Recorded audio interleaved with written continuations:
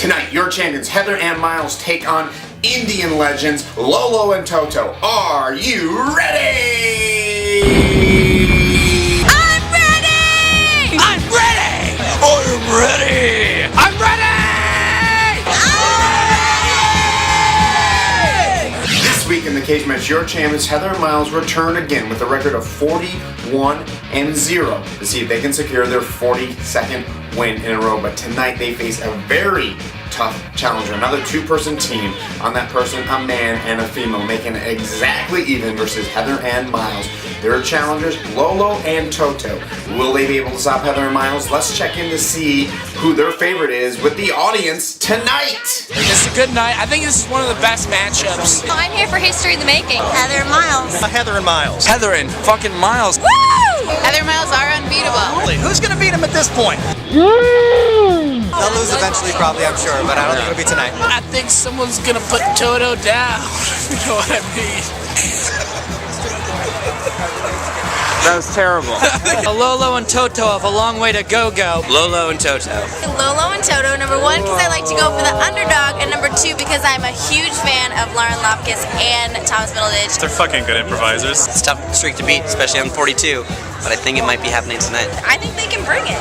Cagematch isn't Cagematch without Heather and Miles. In tonight's Cagematch, your challengers Lolo and Toto will be going first, followed by your champions Heather and Miles. Now, let's see some show highlights and see who won the show tonight! It's funny that you say that, yes. I've always thought it's haunted. Are you crying?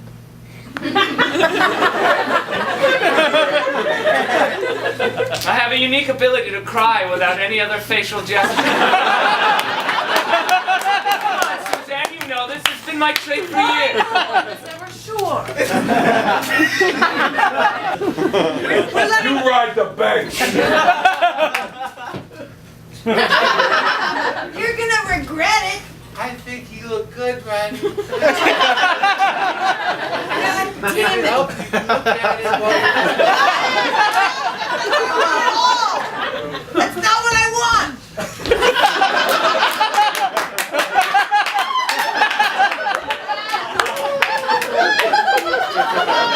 Basketball.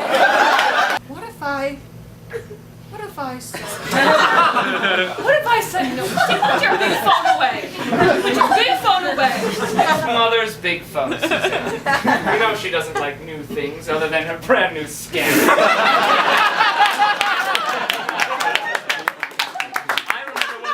I remember when we bought that skin. I remember it like it was yesterday. It was a tragic day.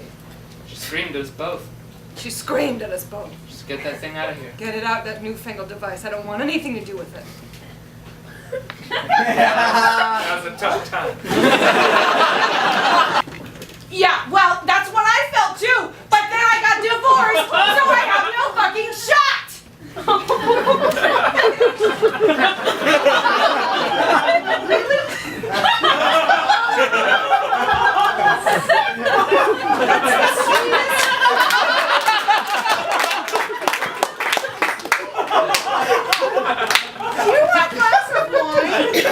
So angry so quickly, and I really shouldn't have.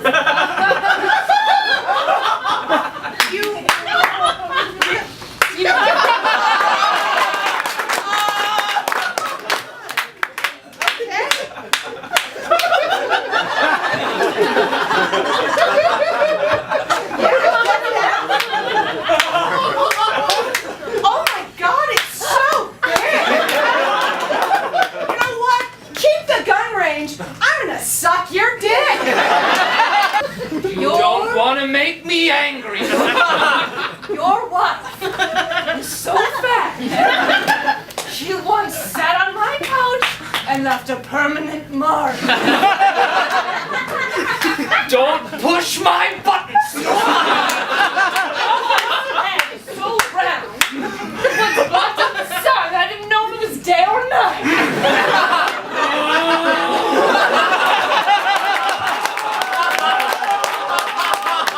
Don't push my buttons, Suzanne.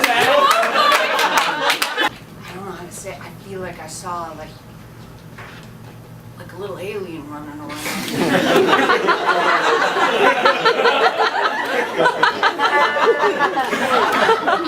was taking off those North Koreans, you know.